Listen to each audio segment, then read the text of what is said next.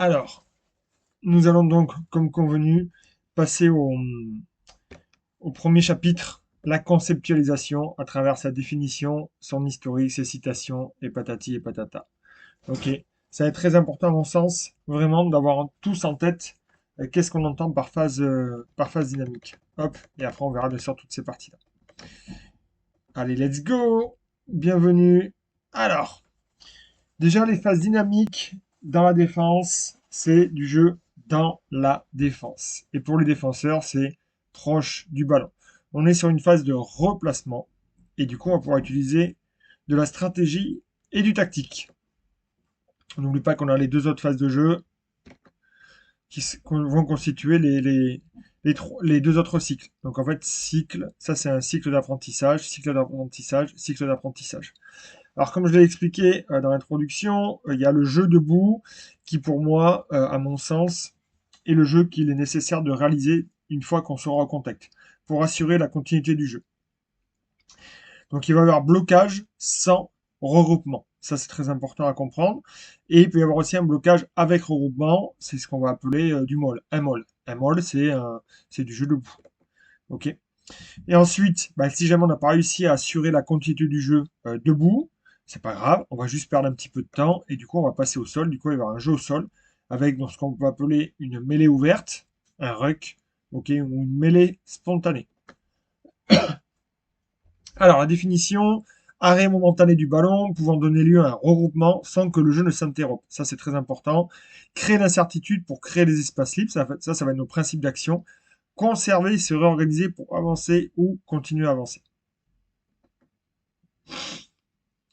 Action de jeu provoquée par un blocage. On est bien d'accord. Ça va être donc la relance de jeu. C'est-à-dire qu'on a essayé de jouer debout, d'accord, soit par un molle, soit par du jeu après contact. Du coup, on n'a pas réussi, on est passé au sol, donc ce qui a créé un ruck. Et le but du jeu, ça va être de relancer le jeu pour de nouveau mettre de la vitesse au sol. Après, comme vous l'avez vu dans le titre, il y a le côté attaque, où le but du jeu, ça va être vite de créer de l'incertitude pour créer des espaces libres et remettre de la dynamique. Et à l'inverse, la défense, ça va être eux, au contraire, ralentir le jeu, voire récupérer la balle ou fermer les espaces libres le plus rapidement possible. Et c'est celui qui va se réorganiser le plus rapidement qui va se donner plus de chances euh, de gagner dans le moment général et de marquer l'essai. Donc, la relance de jeu. Action de jeu qui suit les phases de fixation où le ballon a été conservé. Ok, donc c'est un enchaînement en général, comme ceci. Retour au jeu de mouvement après une phase de fixation. Principe d'action, créer ou entretenir un déséquilibre. À partir de cette relance de jeu, c'est là où on va décliner des familles de joueurs, ok, pour pouvoir se réorganiser. Parce que le but du jeu, c'est que tous les joueurs, et d'ailleurs c'est l'inconvénient qu'il y a chez les petits, c'est qu'en fait ils vont tous au même endroit et c'est un petit peu l'effet grappe. D'accord. Et vous allez voir d'ailleurs, c'est pour ça qu'en fait on les fait d'abord jouer à 5, puis à 7, puis à 10, et enfin à 15, pour qu'ils apprennent petit à petit à jouer avec ce grand nombre de joueurs. Et ça, on le verra après, comment on va s'organiser, notamment dans le mouvement général, avec ces joueurs en avance, en retard, la cellule axiale et la forme de jeu au pied. Donc en fait, on a quatre possibilités ici de relancer le jeu. Alors, ici, je vous propose un petit jeu pour voir si vous avez suivi déjà mon premier raisonnement à travers les définitions. Donc ici, on a une première image, deuxième image, troisième image, quatrième image, cinquième image. OK. Le but du jeu pour vous, ça va être de me dire, là vous voyez, il y a un ballon, il y a un joueur. Donc le ballon, à quelle vitesse il est et le joueur à quelle vitesse il est. Ça va être nos repères. OK. Sur une échelle de 1 à 3. OK. Donc premier, par exemple, on se dit, voilà, effectivement, sur cette photo-là, là, on voit que le ballon, il est à vitesse maximum. OK. C'est-à-dire que là, le ballon est encore vivant, on joue debout, et c'est là tout l'intérêt, c'est qu'en fait, le ballon puisse vivre au maximum. Et l'autre intérêt, ici aussi, ah pardon, c'est que c'est qu'en fait, les joueurs vont vite aussi. C'est ça l'avantage. Donc forcément, si tout va vite, pour la défense, ça va très très dur. OK. Ensuite, ici, on est quand même on est sur du après-contact. Là, on est juste sur du haut contact. Vous voyez, cette petite balle relevée. Là, on est sur de l'après-contact. Donc, malgré tout, le ballon va ralentir un tout petit peu. OK. Et pour autant, les joueurs vont toujours être à vitesse maximum. D'ailleurs, on leur conseille d'être à vitesse maximum pour relancer la dynamique du jeu et, encore une fois, continuer à perturber la défense. Et tout l'intérêt, encore une fois, les défenseurs, c'est l'inverse. Vous voyez, c'est de réussir à plaquer, à faire tomber. Là, il aurait pu empêcher la passe, mais malheureusement, il arrive un peu en retard. Enfin, pour lui, malheureusement. Donc, tout l'intérêt, ça va être de bloquer pour se retrouver sur cette phase de jeu ici, où là, ils ont bien réussi à bloquer le joueur, en fait. Et là, vous voyez, le joueur fidjien qui a le ballon, là, bah, du coup, il est bloqué, et là, le ballon, il est retombé à une vitesse quand même. Euh, alors, il est pas, le ballon est encore en mouvement, puisque debout, le mol peut avancer, et il peut s'arracher de bras en bras. Ok. Mais en tout cas, les joueurs, bah, les joueurs ont perdu de la vitesse. Ok, ils peuvent encore se déplacer autour, mais ils ont perdu de la vitesse. À partir du moment où en fait vous avez un maul ou un ruck, il y a une ligne de hors-jeu qui se crée. D'accord. Là, il n'y a pas de ligne de hors-jeu, et là, il y a une ligne de hors-jeu. C'est pour ça que sur le toucher 2 secondes de jeu au contact, toucher 2 secondes de jeu au contact, mais c'est comme s'il y avait un plaquage au sol ou un maul. C'est-à-dire qu'il y a une ligne de hors-jeu qui se crée dès qu'il y a touché ou dès qu'il y a un plaquage au contact et que ça passe au sol. Donc là, ici, on est sur du jeu au sol et de la relance de jeu. Ok, donc la relance de jeu, objectif, mettre de la vitesse, vitesse, vitesse, vitesse, vitesse, pour que les joueurs remettent de la vitesse. Donc en fait, en attaque, le principe, c'est de retrouver ce qu'on a vu ici. D'accord. Et à l'inverse, en défense, encore une fois, c'est justement de les mettre plutôt ici, où là, la vitesse est nulle pour le ballon et les joueurs sont à vitesse vraiment très très réduite. Donc là, le jeu est extrêmement ralenti. Mais l'intérêt de la défense, en fait, c'est d'amener les joueurs ici. Pour qu'à un moment donné, il y ait un joueur qui puisse venir et récupérer la balle. C'est ça qui va être important. Donc en fait, toute l'attaque tous les principes d'attaque, de défense vont être mis en place pour qu'en fait on arrive à cette phase-là. Soit provoquer la faute par un en avant ou autre, soit pour venir récupérer la balle ici. Et à l'inverse, en attaque, tout le but du jeu est de mettre de la vitesse. Ok. Et ça, en fait, c'est très important à comprendre parce qu'après, c'est comme ça qu'on va devoir l'entraîner. En fait, il va falloir mettre de la vitesse quand vous êtes en attaque. Ok. Et en défense, il va falloir apprendre les joueurs à ralentir le jeu. Alors, ici, on va voir quelques citations qui vont venir compléter les définitions. Les phases de fixation sont le cœur battant du rugby, où la bataille pour la possession forge le destin d'un match. Ok, et on va le voir d'ailleurs par les statistiques. Là, vous voyez, le joueur, il va bien libérer son ballon et tout, mais il n'y a pas de blanc à l'horizon. Et oh, regardez, ils ont déjà les mains, la position, prêt à attaquer la balle. Deux excellents gratteurs, là, Pocock et Hooper, australien. Là, on est plutôt sur du molle debout, qui c'est plutôt vraiment très très bien constitué. C'est une arme fatale. Hein. Vous voyez, ils sont bien en position avec un mur ici, on a le droit. Et du coup, on est en bonne position pour avancer. Le rythme du jeu réside dans la fluidité des phases de fixation. Chaque seconde compte, chaque mouvement façonne l'histoire du terrain. Donc ça va être très intéressant de comprendre encore une fois que ça va être une question de temps. Alors là, on est sur un ruck un peu plus désorganisé, voilà, avec des joueurs qui sont un petit peu dans chaque ruck et chaque relance de jeu se dessine l'essence du rugby. Mélange intelligence, tactique, puissance et exécution précise. C'est ça qui va être vraiment excellent aussi à entraîner et à la fois complexe. Mais encore une fois, tout va se faire petit à petit, bien entendu. Alors, quelques données, quelques statistiques. Ok. Moi, j'aime bien encore une fois les statistiques parce que moi, ça prouve concrètement des choses et c'est objectif. Donc ça, on l'avait vu un petit peu dans l'introduction. Là, vous avez l'article en connexion. Ok, comme ça, quand vous allez voir dans le document, vous avez l'article.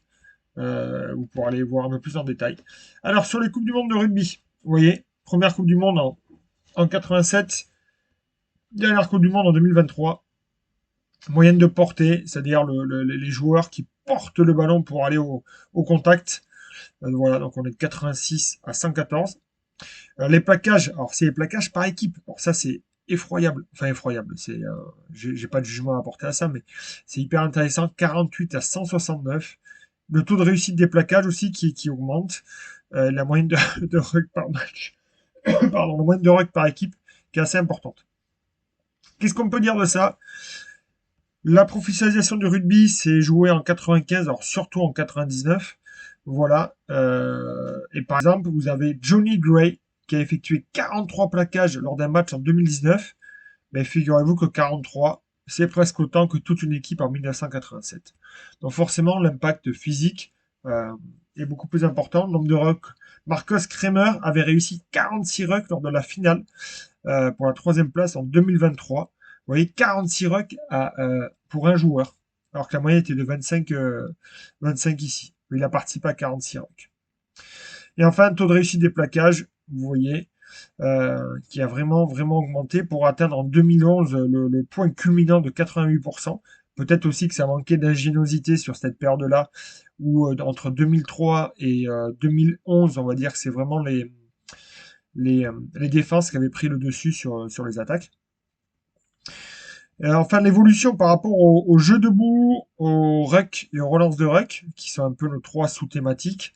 Vous voyez qu'entre 90 et 2025, bah, toutes ces actions-là ont aussi nettement augmenté, et surtout notamment les rucks. Vous voyez, le jeu debout assez intéressant aussi. Euh, donc voilà, d'autres chiffres aussi par rapport au offload, vous savez, les passes après contact, et les turnovers, c'est-à-dire quand le ball change de main. Ok, c'est-à-dire que c'est une équipe qui en attaque, elle perd la balle, et du coup, il y a une contre-attaque pour l'équipe adverse. Vous voyez aussi données très très intéressantes. En rouge, le nombre de turnovers qui corrélait avec le nombre de passes après contact. 87, on était à presque 60 et 30. Et là, on est tombé à 27 et 13. On est tombé vraiment à la moitié, très concrètement. Donc ça veut dire aussi, il peut y avoir l'interprétation de ça, c'est par rapport à la prise de risque. C'est vrai qu'on l'entend souvent, les entraîneurs, la passe après contact, malgré tout, c'est une prise de risque que la balle soit perdue et qu'on prenne une contre-attaque. Et comme vous le savez, comme moi, il y a beaucoup d'essais qui arrivent sur des contre-attaques. Voilà. Des équipes qui tiennent pas forcément le ballon et qui, dès qu'ils récupèrent la balle, le bac était réputé pour ça. L'équipe de France aussi commence à être réputée pour ça. Toulouse. Voilà. D'ailleurs, aujourd'hui, dans les statistiques, c'est pas l'équipe forcément qui a le plus de possession qui gagne le match. Donc voilà. Style de jeu moins risqué, réduction significative des offload.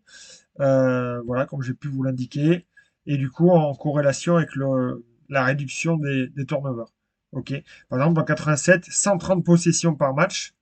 Ok, il y a 130 possessions en raison du nombre de turnovers avec une moyenne de 1,4 phases par possession. 1,4 donc turnover par possession, ce qui est assez énorme. Et d'ailleurs, on le voit dans les jeux de petits. Les jeux des petits, en moins de 8, moins de 10, c'est constamment que des turnovers, en fait. Ils jouent constamment là-dedans. Donc, encore une fois, ça pourrait influencer un peu votre philosophie, votre manière d'entraîner. Des statistiques avec une équipe cadet régionale qui peut peut-être être plus parlant pour vous. Donc là, on va vite aller chercher donc les rucks. Vous voyez en cadet, 57 d'un côté et 69 de l'autre. Donc ce qui reste quand même assez conséquent. On est à plus de 130. Pas de molle. Vous voyez, donc ça c'est là. Les contre-attaques, vous voyez, 14 et 14. Les plaquages, 144 d'un côté, 80 de l'autre. Vous voyez, il y a énormément de plaquages. Et pour autant, là, ce qui est flagrant, c'est la réussite des plaquages qui n'est pas forcément terrible. Les duels, 69-98. Euh, donc voilà. D'ailleurs, les plaquages, on les voit là, avec les pourcentages de réussite, je crois. Ok, je vous laisserai regarder ça aussi de plus près. Idem, je vous ai mis là deux vidéos que vous pourrez regarder si le cœur vous en dit. En tout cas, ça va pas être le but du jeu là, ici, sur ce temps-là.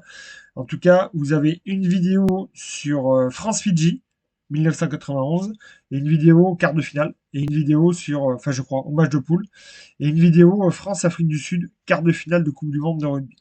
Donc là, encore une fois, vous avez le document en lien dessous là, dans Wolfeo. Ok. Regardez bien ces matchs-là. Alors, ne les regardez pas forcément entier, mais regardez-les, on va dire, sur quelques images. De toute façon, vous allez voir que déjà, quand vous allez regarder les images très très rapidement, on va vite voir ce qu'il en est.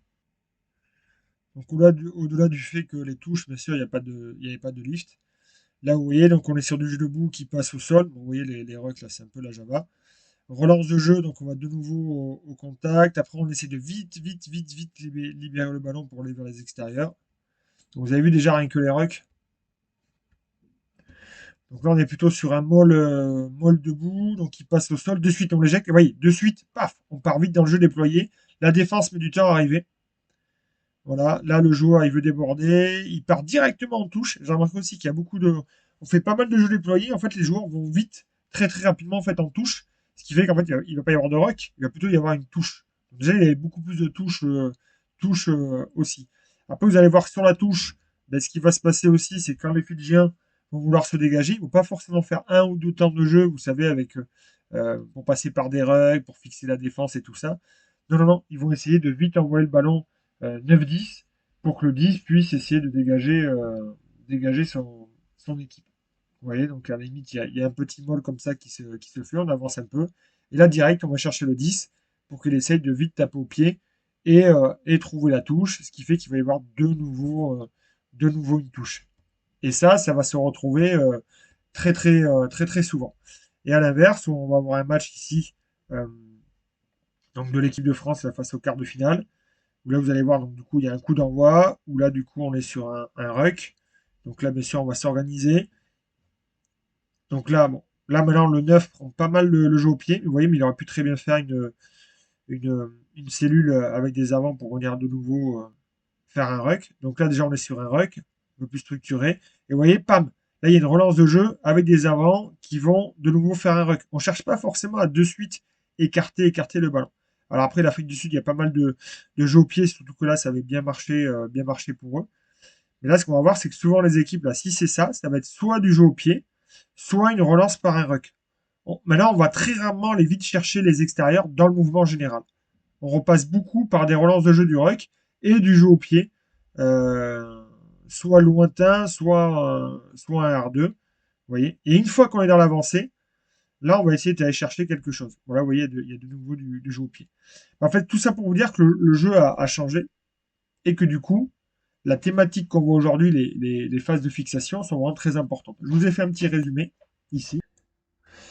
Donc sur le tempo du jeu, le duel au contact, les rucks, les relances, techniques, stratégie, enfin voilà. Vous avez tout un tas d'éléments qui vous permettent déjà de voir comment on analyse un match. Vous voyez, rugby 91, duel au contact, duel debout, moins fréquent et moins technique, les contacts sont plus bruts, moins régulés, alors qu'en 2023, densité des duels élevée, percussion maîtrisée, raffut, enseigné certainement dès l'école de rugby, contact sécurisé, plaquage réglementé. Voilà, le nombre de rucks beaucoup plus conséquent, avec des termes hyper intéressants. Donc voilà, donc je vous laisserai regarder aussi un tout petit peu ça. Voilà, donc ça c'est un petit peu par rapport aux statistiques, par rapport aux différents comparatifs. Maintenant, l'idée, on a encore 2 points à voir pour terminer, c'est voir ensemble une situation de référence qui est assez générale, qui est assez caricaturale, qui est assez schématique surtout, pas caricaturale mais schématique, et qui vous permettra ensuite de mieux comprendre comment dans votre catégorie, enfin quelle phase on va aborder dans votre catégorie. Ok. Donc là, si on prend sur la partie offensive, d'accord, et défensive, on va voir ici les ressources du joueur qu'on verra dans le module suivant, dans le deuxième module. Ressources du joueur, technique, tactique, physique, mentale. Donc tout ça vont être en interaction et plus le joueur va maîtriser ces différents points, plus il sera meilleur. Dans cet objectif de se dire que d'abord je perçois une situation, ensuite je décide et j'agis. C'est ce qu'on avait vu dans le tronc commun. On garde vraiment cette philosophie-là. C'est-à-dire quoi concrètement? Ben, l'objectif pour le joueur, ça va être d'analyser le rapport de force afin de trouver l'espace ou en défense de réduire cet espace. Une fois que j'ai analysé, je vais avoir une décision à prendre. OK. Et la décision va être simplement entre la forme de contact pour attaquer cet espace. Est-ce que je fais avant? Est-ce que je fais après? Est-ce que je rafute? Est-ce que je percute? Voilà. Et enfin, je vais utiliser l'outil approprié pour gagner cet espace. OK. Et là, les ressources, encore une fois, vont être très très importantes. Parce que je peux très bien avoir bien lu la situation, trouver le bon espace, mais finalement, techniquement, ne pas être capable de le réaliser. Ou mentalement, ne pas être capable d'avoir la volonté, le désir profond et l'état d'esprit d'avancer. Ou physiquement, de ne pas être assez fort, de ne pas être assez gainé, de ne pas être assez vif, puissant, rapide pour pouvoir jouer ce coup-là. Alors, on met en place avant tout un sens de jeu. tac, c'est la première chose, c'est-à-dire d'où vient le ballon. Hop là, pardon, je me fais souvent avoir avec ça. Quand je clique pas au bon endroit. Donc il y a un sens de jeu, très bien. Donc on a un porteur de balle, donc qui a reçu la balle d'ici, de la gauche, vers la droite. On a un porteur de balle. Ok. En face de lui, on a un plaqueur. Donc on est vraiment sur une situation phase dynamique. Pourquoi? Parce que les deux sont vraiment très proches. Ok. On se doute qu'il va y avoir un contact imminent. À partir du moment où on a un sens de jeu, tout ce qui arrive là de la gauche du ballon, c'est intérieur. Et tout ce qui sera à sa droite, ceux qui n'ont pas encore joué, ce sera extérieur. Ok. Parce qu'on est proche. On est sur la famille vie du ballon ici. D'accord? La vie du ballon, c'est-à-dire c'est tous les joueurs qui sont plus proches du ballon qui vont être concernés par sa vie ou en défense par sa récupération. D'accord? Et les autres joueurs qui seront autour seront des joueurs en retard et des joueurs en avance. Mais eux, c'est dans le mouvement général. Donc là, on a le plaqueur face au porteur de balle. Et bien sûr, on a un soutien défensif intérieur qui est connecté au plaqueur. OK? Et donc les deux déjà, ce deux contre deux là, on a déjà pas mal de choses à voir et qui peuvent se passer en moins de 8, moins de 10. Et là, vous voyez, on a un soutien défensif en retard. Donc déjà, comme je vous ai expliqué, rien que sur ces cellules-là, moins de 8, moins de 10, on va se concentrer là-dessus. OK. Ensuite, donc l'objectif conservation, continuité. Ensuite, en moins de 12, on va rajouter un relayeur pour assurer la dynamique du jeu. Et en défense, il va nous assurer le R2. Ok, on identifie un relayeur, ça permet d'aller un peu plus vite dans la relance de jeu, pour dynamiser le jeu. Ensuite, on se rajoute donc un soutien offensif extérieur et un soutien défensif extérieur. Donc ça, c'est sur du jeu en moins de 12, moins de 14. Ok, où on agrandit un petit peu cette cellule d'action ici, vous voyez, en rajoutant une possibilité de passe vers l'extérieur. Chez les petits, moins de 8, moins de 10, les premiers repères, c'est dernier passeur, premier soutien. On va voir qu'ils vont avoir des rôles vraiment différents. But du jeu pour lui, c'est accélérer ou assurer la conservation. Ok, j'accélère dans l'intervalle, ici ou ici. On verra un peu plus tard.